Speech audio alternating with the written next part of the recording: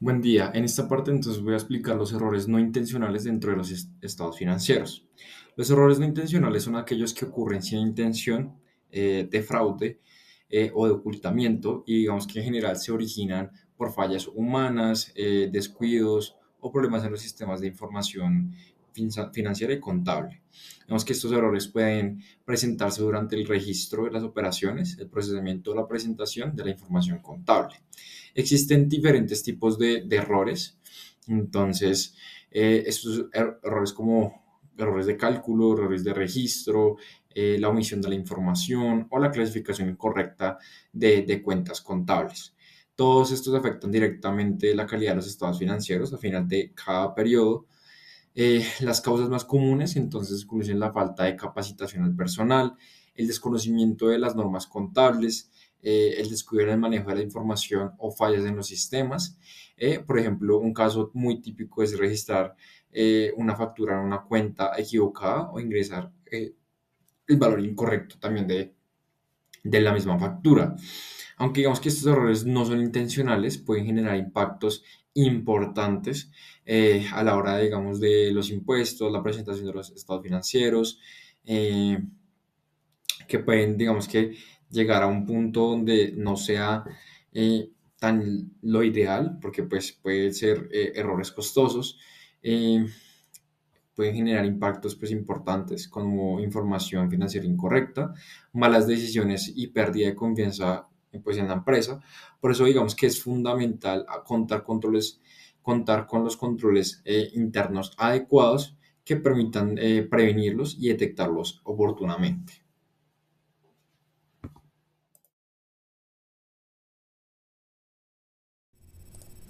Los errores intencionales, o también llamados irregularidades, son acciones deliberadas destinadas a manipular la información contable con fines engañosos. Estos pueden realizarse mediante la omisión o la alteración de registros, los cálculos incorrectos o el uso indebido de documentos, incluyendo su destrucción, falsificación o también modificación. Su propósito principal es presentar una imagen financiera falsa, ya sea para aparentar una buena gestión o para encubrir errores o negligencia. Aunque no siempre implican pérdida inmediata de activos, pueden manifestarse tergiversaciones como el aumento indebido de ingresos, la reducción de gastos o la manipulación de inventarios. Estos se dividen en delitos punibles, los cuales son en primer lugar las tergiversaciones, que son la presentación intencionalmente falsa de la situación financiera o los resultados, las cuales pueden ser realizadas por empleados, por supervisores o también por los directivos. Involucran manipulación de las cifras o clasificaciones, a veces escapan del control interno porque son difíciles de detectar sin auditoría, y la auditoría independiente es el principal mecanismo de control. Por otro lado, tenemos las malversaciones, que son irregularidades que generan pérdida inmediata de los activos. Se realizan mediante interpretaciones, las cuales son antes del registro, también por sustracciones, que son activos ya registrados que no se depositan o se usan indebidamente, y las desviaciones, que es la manipulación de registros o desembolsos. A pesar de la existencia de controles internos, estos pueden ser vulnerados o ignorados deliberadamente, por lo que no basta con un diseño formal, sino que es necesario evaluar su aplicación real y su efectividad para evitar los errores o las irregularidades. La colusión es una forma delictiva en la que dos o más personas se ponen de acuerdo para cometer estas irregularidades, lo que dificulta su detección incluso con sistemas de control interno.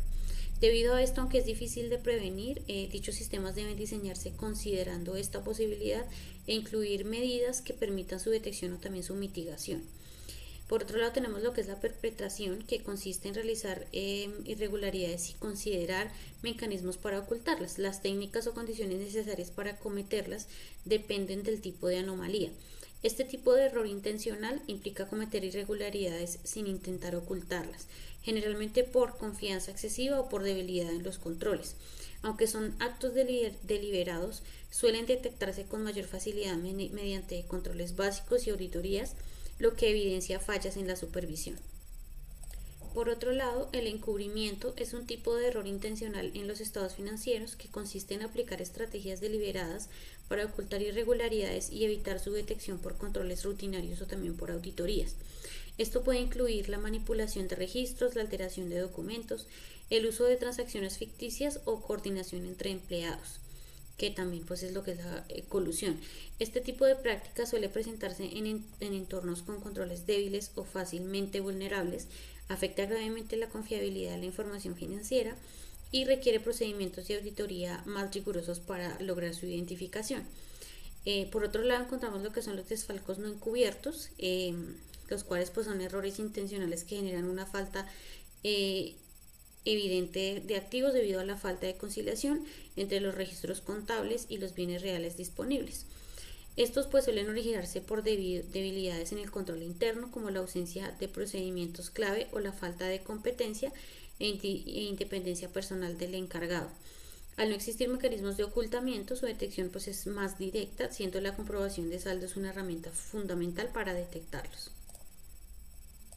Adicionalmente, tenemos lo que es el encubrimiento temporal. Este tipo de error intencional consiste en aplicar acciones para ocultar faltantes de activos, haciendo parecer que existe concordancia entre los registros contables y los bienes reales cuando en realidad no la hay. Esto se logra mediante manipulaciones como alterar las conciliaciones bancarias o falsear informes de caja menor para que coincidan con los libros. Estas prácticas buscan encubrir irregularidades y suelen detectarse mediante la comprobación de los saldos. Y finalmente tenemos lo que es el encubrimiento permanente, el cual pues busca reducir deliberadamente los saldos contables para que coincidan con los activos realmente disponibles, ocultando faltantes de forma continua. Se realiza mediante la manipulación de registros contables o documentos soporte o cargando indebidamente las diferencias a cuentas de ingresos o gastos. Su detección requiere pruebas como las operaciones y un análisis de control interno, el cual debe evaluarse según su capacidad para prevenir o permitir este tipo de irregularidades. Buenos días, en esta intervención vamos a hablar exclusivamente de las características de las irregularidades. Lo primero que se debe entender o que debemos tener en cuenta es que una irregularidad no siempre tiene una definición única o es totalmente exacta, se puede ver taxativamente, ya que se puede presentar de diversas formas y depende mucho su naturaleza y el contexto en el que se presente. Para tener claridad en términos generales, se entiende que una irregularidad es una desviación de la verdad de los registros contables en los estados financieros o en el cumplimiento de las políticas establecidas por la organización. Una de las principales características de las irregularidades es que pueden variar de acuerdo a su naturaleza. Entonces, algunas son simples omisiones, otras son alteraciones pequeñas, mientras que otras sí son desviaciones que pueden afectar profundamente la realidad y la razonabilidad de la información financiera de una organización. Otra de las características importantes que se tiene es que depende del análisis de la materialidad. Quiere decir esto? Que no todas las irregularidades van a impactar de igual forma, no depende del monto, sino del ajuste, de la diferencia, de la irregularidad, el impacto que tiene dentro de la información financiera. Hay veces que alguna irregularidad puede ser de un valor pequeño, pero por la cuenta en donde está, donde se encuentra o el contexto en el que se dio o el control interno que se saltó, tiene una razonalidad y una materialidad muy relevante. También se caracterizan por tener un componente de subjetividad, ya que la evaluación del riesgo exige un juicio profesional. El auditor no solo debe analizar el valor económico, sino también el contexto, si la frecuencia, el efecto que trae y pues la confianza que puede llegar a generar o perder de acuerdo al hecho. Además, las irregularidades pueden ser aisladas o recurrentes. Cuando se repiten, como hablábamos anteriormente, entonces ya no se ven como un hecho accidental, sino como un salto del control interno o inclusive pueden ser intencionales. Y finalmente, otra característica esencial que pueden tener es que no solamente se tiene efectos contables, sino también éticos, administrativos o inclusive pueden llegar a ser temas legales dependiendo de la gravedad. Entonces, para concluir, las irregularidades se caracterizan por su diversidad, porque tienen un impacto variable, porque tienen una necesidad de ser analizadas con el criterio profesional, con el juicio profesional y que no todas van a tener la misma causa y efecto dentro de la información financiera de la organización.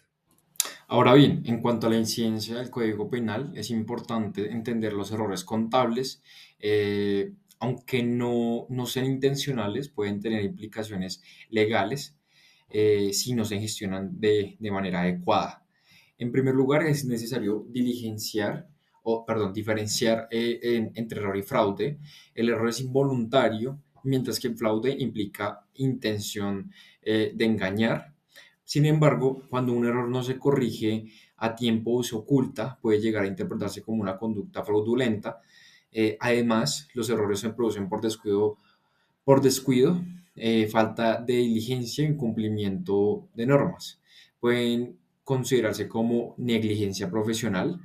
Esto implica que los responsables de la información financiera podrían enfrentar consecuencias legales. En algunos casos, los errores no corregidos pueden generar sanciones, multas o incluso procesos judiciales, especialmente si se afectan a terceros, inversionistas o entidades de control. Por esta razón, digamos que es fundamental que las organizaciones implementen controles internos efectivos que corrijan oportunamente cualquier error a tiempo y que se garantice la información financiera, la confiabilidad de la información financiera y evitando, digamos que cada uno de estos riesgos pues legales.